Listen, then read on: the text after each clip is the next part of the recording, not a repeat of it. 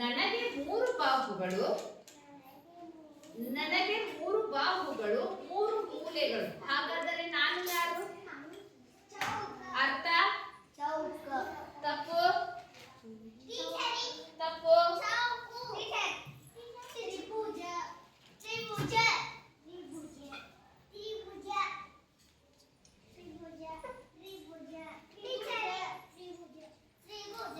ತ್ರಿಭುಜ ಸರಿಯಾದ ಉತ್ತರ.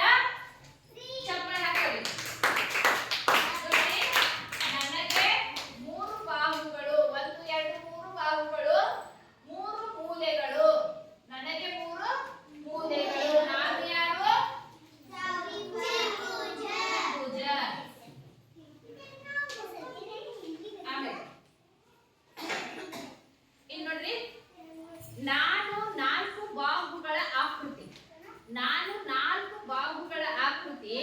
ಎದುರು ಬದುರು ಬಾಹುಗಳು ಒಂದಕ್ಕೊಂದು ಸಮನಾಗಿರುತ್ತವೆ. ನಾನು ಯಾರು?